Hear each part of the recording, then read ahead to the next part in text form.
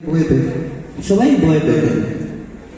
স্টেলিন আমরা সবাই জানি রাশিয়াতে ওনার ঘর।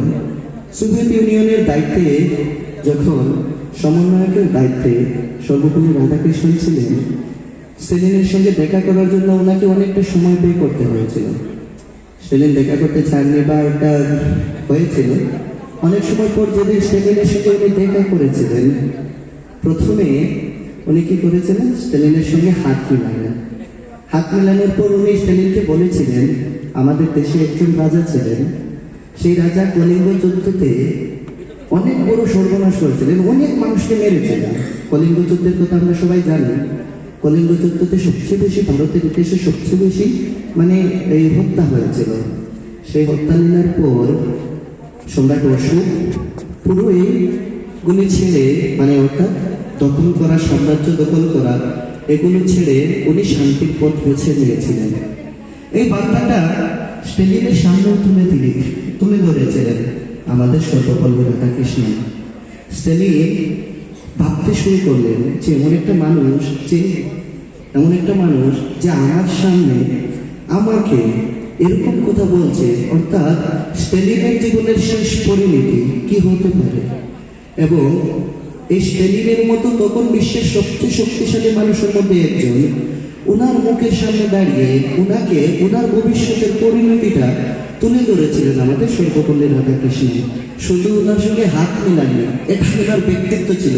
ওনার গালের মধ্যে ধরে বাচ্চাদের যেরকম গালে আমরা আদর করি, স্টেলিনের গালে সেই সময়ে ওনার গালে ধরেছিলেন আমাদের সর্বপল্লী রাধাকৃষ্ণ। এই সময়ে স্টেলিন বলল, এই পৃথিবীর প্রত্যেকটা মানুষ যখন আমাকে রাক্ষস ভাবে, আপনাকে এমন একজন পেলাম যিনি আমাকে মানুষ ভাবলেন। অর্থাৎ সর্বপল্লী রাধাকৃষ্ণনের ব্যক্তিত্ব সেই সময় পরাধীন ভারত কিন্তু স্টেলিনের সামনে ঝুঁকিয়ে নিয়ে উনি দেখিয়ে দিয়েছেন, যদি আমাদের শিক্ষা থাকে, বিবেক থাকে, প্রজ্ঞা থাকে, তাহলে বিশ্বের সর্বোচ্চ শক্তিশালী মানুষদের সামনে নিজেকে প্রতিস্থাপন করা যায়। একইভাবে উনি মাওয়ের সঙ্গে যখন যোগাযোগ করেছিলেন, মাওয়ের সঙ্গে যখন গিয়েছিলেন, মাওয়ের গালে যখন উনি হাত দিয়ে ধরলেন, টাচ করলেন, মা অবাক হয়েছিল। উনি বললেন, আমি এর আগে দুবার দুজন নেতাকে এরকম করেছি, আপনার এটা নিয়ে খুব বেশি চিন্তিত হবেন না, এটা আমার অভ্যাস। তো আমাদের সর্বপল্লী রাধাকৃষ্ণ নিয়ে আমরা যখন পড়ি বা করি, আমরা ওনাকে একটা জিনিস উনি বলেছিলেন যে জ্ঞানের শক্তি, উনি জানতেন পৃথিবীর সর্বোচ্চ শক্তি কিন্তু বন্দুক নয়। অনেকে হয়তো ভাবতে পারে এই পৃথিবীর ক্ষমতার উৎস হলো বন্দুক কিংবা বন্দুকের নয়, কিন্তু উনি প্রমাণ করে দিয়েছেন জ্ঞানের শক্তি। এই মানুষটাকে আজকে এই মঞ্চে দাঁড়িয়ে ওনাকে শ্রদ্ধা, ওনাকে কুর্নিশ জানাই।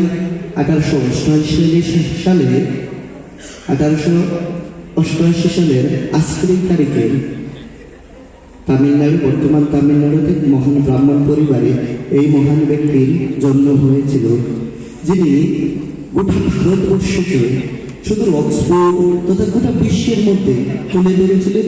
ভারতের দর্শনকে গোটা বিশ্ব বাজারে তুলে ধরেছিলেন।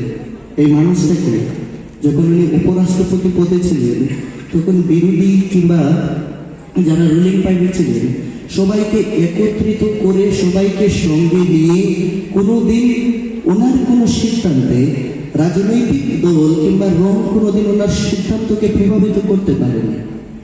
উনি সবসময় দলমতের উঠতে উঠে উনি এই রাজ্যসভাটাকে পরিচালনা করেছিলেন।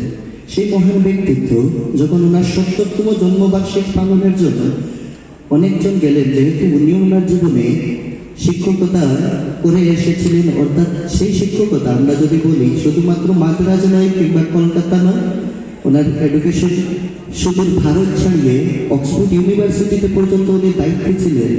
সেই মানুষটার জন্মদিবস যখন পালন করার জন্য, অর্থাৎ 1965 সাল যখন পালন করার জন্য লোকজন এগিয়ে এসেছিলেন, এই মানুষটা আপনাদের কথা চিন্তা করে, অর্থাৎ সেই সময়ের সকল শিক্ষকদের কথা চিন্তা করে, সকল শিক্ষকদের প্রতি নিজের জীবনের এই বিশেষ দিনটাকে কোনো ধরনের অর্ডার ছাড়া, কোনো ধরনের লিখিত সংবিধান ছাড়া উনি এই দিনটাকে শিক্ষকদের জন্য উৎসর্গ করলেন। যার ফলশ্রুতিতে আজকের এই তারিখ 64তম বর্ষে পা, যা হয়তো 640 হবে, 4040 হবে, হয়তো সারাটা জীবন চলতে থাকবে। যতদিন পৃথিবীতে সূর্য থাকবে, যতদিন পৃথিবীতে চাঁদ থাকবে, ততদিন এই শিক্ষক দিবস হতে থাকবে। এই শিক্ষক দিবসের যিনি রূপকার, অর্থাৎ যিনি জনক, আজকে ওনার বিশেষ জন্মদিন। ওনার এই জন্মদিনে ওনাকে শ্রদ্ধা জানাই। ওনাকে শ্রদ্ধা জানানোর পাশাপাশি আমি শ্রদ্ধা জানাই তাদেরকে যারা মানুষ গড়ার কারিগর। অর্থাৎ একটা কথা আছে, teaching is the mother of all profession. অর্থাৎ শিক্ষকতা হলো প্রত্যেকটা প্রফেশনের মা। এই পৃথিবীতে যিনি ডাক্তার হবেন, যিনি ইঞ্জিনিয়ার হবেন, যিনি হয়তো